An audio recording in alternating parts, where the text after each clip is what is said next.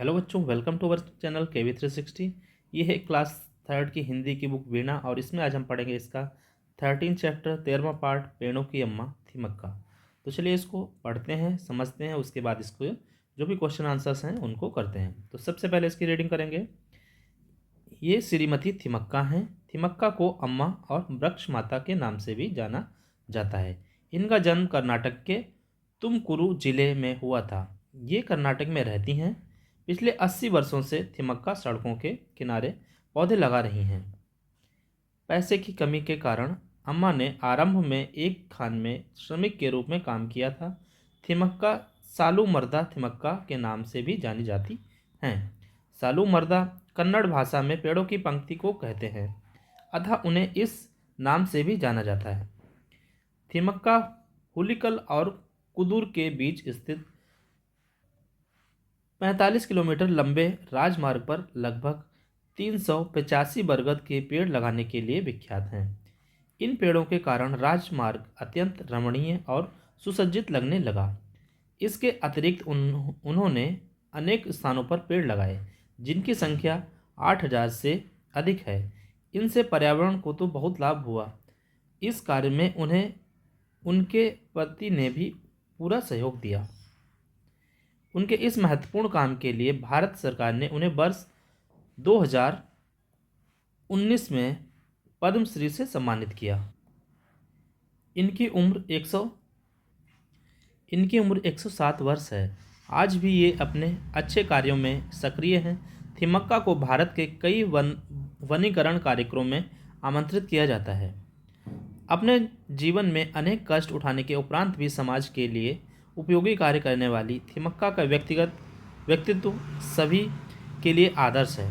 अभाव में भी केवल अपनी निष्ठा और श्रद्धा के बल पर किस प्रकार सामाजिक कार्य के लिए स्वयं को समर्पित किया जा सकता है, इसका उत्कृष्ट उदाहरण है थिमक्का।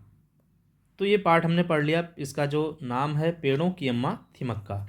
तो ये जो पाठ है, ये जो आप लेडी देख रही हैं, ये हैं श्रीमती थिमक्का और इनके बारे में ही ये पाठ है।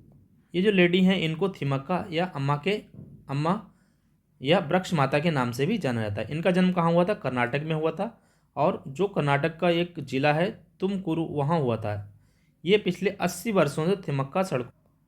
वर्षों से सड़क के किनारे पौधे लगा रही हैं। इनका एक दूसरा नाम भी है, सालू मर्दा थिमक्का। मर्दा थिमक्का के नाम से भी इनको जाना जाता है।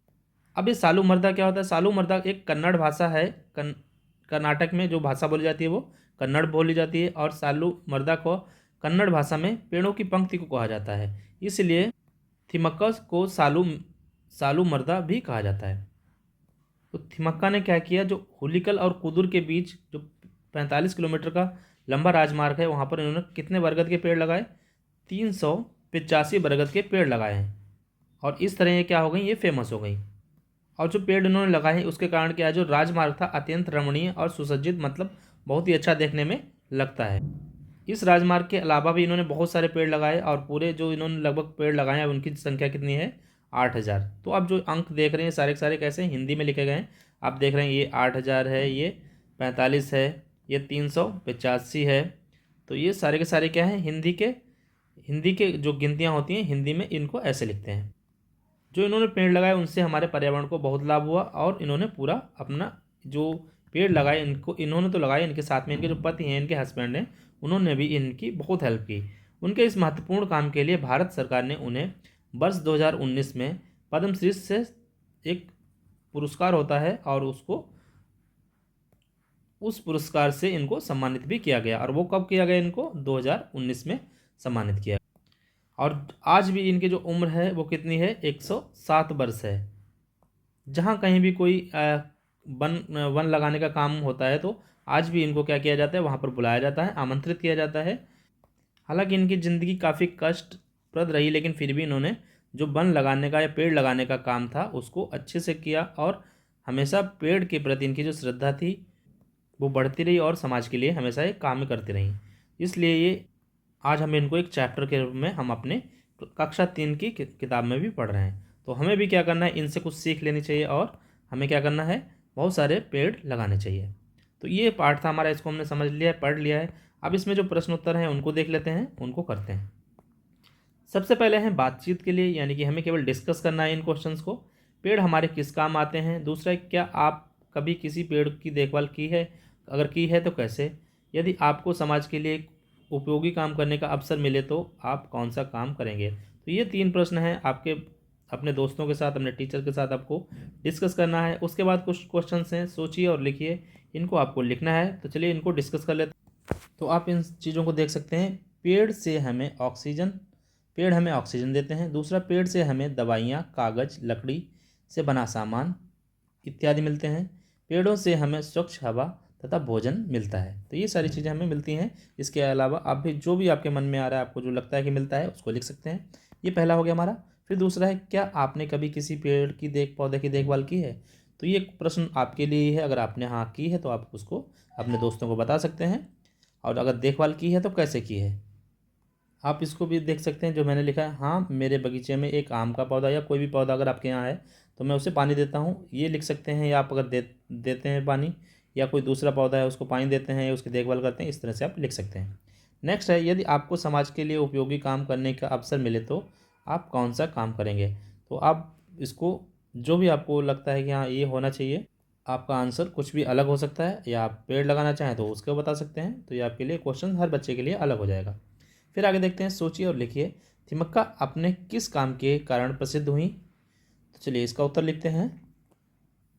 तो इसका उत्तर हम लिख सकते हैं, थिमक्का पिछले 80 वर्षों से सड़कों के किनारे पेड़ लगाने के लिए प्रसिद्ध हैं। अगला प्रश्न है, थिमक्का को और किस किस नाम से जाना जाता है। इसका उत्तर हो जाएगा, थिमक्का को अम्मा, वृक्ष माता और सालू मर्दा थिमक्का के नाम से जाना जाता है। अगला प्रश्न है, अम्मा ने बरगद के पौधे लगाने क्यों शुरू किए थे। तो ये तीसरा प्रश्न है। तो इसको हम लिख सकते हैं, अम्मा ने पर्यावरण को स्वच्छ बनाए रखने के लिए बरगद के पेड़ लगाने शुरू किए।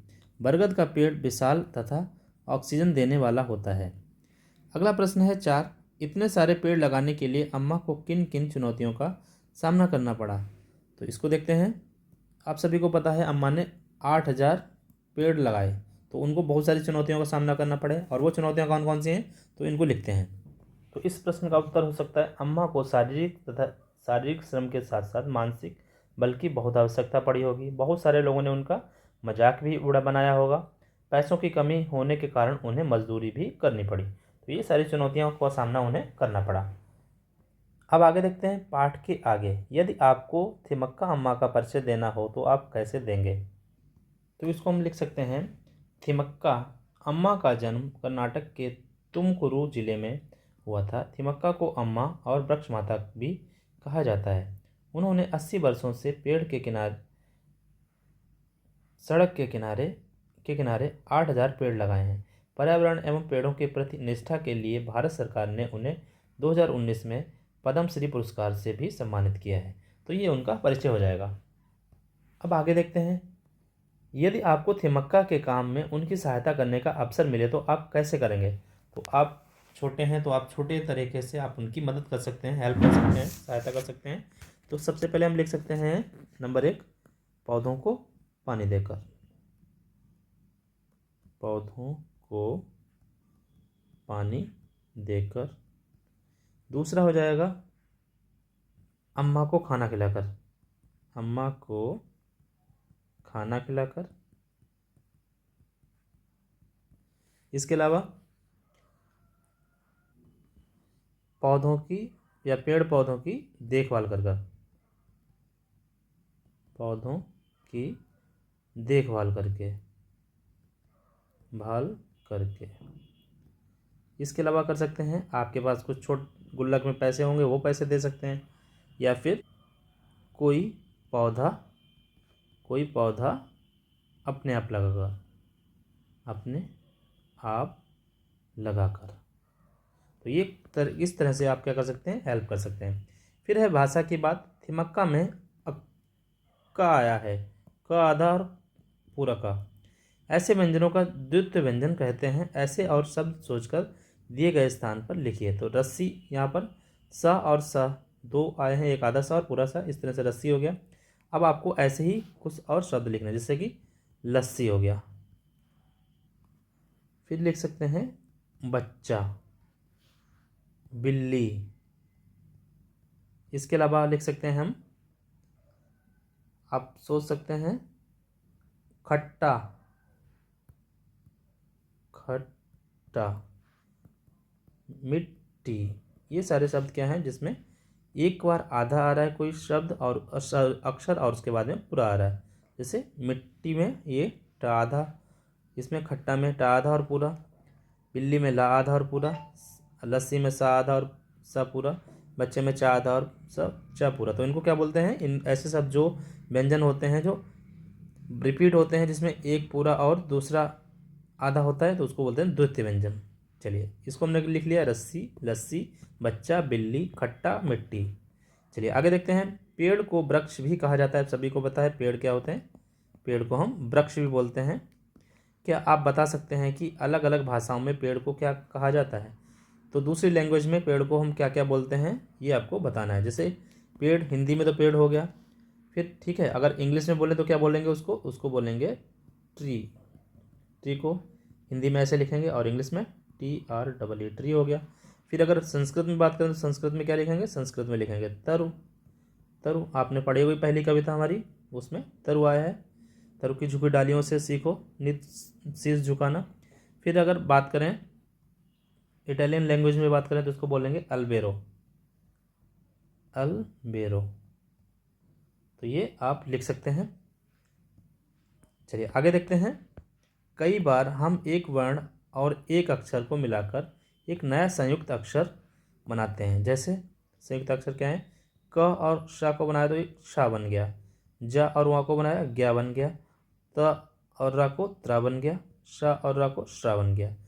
तो अब हमको क्या करना है, इनको ध्यान रखना है कि ये जो संयुक्ताक्षर हैं ये शा कैसे बनता है, ज्ञा कैसे बनता है, त्रा कैसे बनता है, श्रा कैसे बनता है, और इनसे संबंधित जो भी हमें शब्द हैं उनको आप ध्यान रखेंगे। ये क्षमा इस वाले से बना है, क और शा से शा बना है, फिर दक्ष हो गया, पक्ष हो गया, फिर ज्ञा से ज्ञान, विज्ञान, आज्ञा, पत्र, चित्र और मित्र, ये किससे बना है, त्रा से बना है। फिर श्राव से बनने वाले शब्द हैं श्रम, आश्रम और श्रमिक। ये सारे के सारे ऐसे शब्द हैं जिसमें किससे बने हैं, संयुक्ताक्षर से बने हैं। संयुक्ताक्षर क्या होते हैं, दो अक्षरों से मिलके बना हुआ अक्षर। जैसे कि क और श से बना श, ज और व से ज्ञा, त और रा से त्र, श और रा से श्रा। तो संयुक्ताक्षर वाले अगर शब्द आपसे कोई पूछे तो आप इनमें कोई भी लिख सकते हैं, क्षमा, दक्ष, पक्ष, ज्ञान, विज्ञान, आज्ञा, पत्र, चित्र, मित्र, श्रा, आश्रम, श्रमिक। यानी कि क्षा वाला कोई भी शब्द होगा वो संयुक्ताक्षर शब्द होगा, ज्ञा वाला कोई भी शब्द होगा संयुक्ताक्षर शब्द होगा, त्रा जिसमें आया होगा वो संयुक्ताक्षर होगा, श्रा जिसमें आया होगा वो संयुक्ताक्षर होगा। तो इस तरह से ये हो गया। फिर आगे देखते हैं। उपरोक्त उदाहरणों के आधार पर नीचे दिए गए चित्रों को देखकर शब्द पूरे कीजिए। ये क्या है, पेड़, पेड़ को वृक्ष बोलते हैं, तो यहाँ पर संयुक्ताक्षर का यूज करना है, तो ये हो गया वृक्ष। ये आंखें हैं, आंखों को नेत्र बोलते हैं, यहाँ पर संयुक्ताक्षर का यूज करना है, ये नेत्र हो गया। ये क्या है, त्रिभुज, तो यहाँ पर त्रा आ गया संयुक्ताक्षर, ये त्रिभुज बन गया। इस तरह से ये क्या है, कक्षा, क्लास, उसको क्षा आ गया तो ये कक्षा हो गया। फिर क्या है, ये श्रमिक, तो ये श्रमिक हो गया। तो हमारा हमने देख लिया संयुक्ताक्षर यहाँ पर आया, वृक्ष, नेत्र, त्रिभुज, कक्षा, श्रमिक। आगे देखते हैं। कुछ नया करें। आपने थिमक्का के बारे में पाठ में पढ़ा और उनके काम में से प्रेरित हुए। थिमक्का को एक पत्र लिखकर उन्हें अपने मन की बात बताइए। तो आप पत्र लिखना जानते हैं, आप पत्र अपने मन से लिखेंगे, ये आपके लिए काम है। इसमें आपको नीचे आपका अपना नाम और पता लिखना है। चलिए आगे देखते हैं। चित्र देखकर उन वस्तुओं पर गोला बनाएं जो हमें पेड़ों से मिलती हैं। तो हमें पेड़ों, ये पेड़ है, पेड़ से हमें क्या क्या मिलता है, फ्रूट्स मिलते हैं, पौधों से मिलते हैं, या आम पेड़ से मिलते हैं, पेपर हमें पेड़ से मिलता है, ये पेड़ से मिलता है, ये क्या है, ये पेड़ से मिलेगा हमें, नारियल। चेयर हमें पेड़ से मिलती है क्योंकि ये लकड़ी से बनी होती है। फिर ये जो कलर्ड होते हैं वो भी हमें पेड़ से मिलते हैं। ये सारी चीज़ें हमें किससे मिली, पेड़ से। इनको हमने सर्कल कर दिया। फिर ये हो गया हमारा आज का चैप्टर। आई होप आप सभी को समझ में आ गया होगा। पढ़ते रहिए, मिलते हैं नेक्स्ट वीडियो में। Thank you.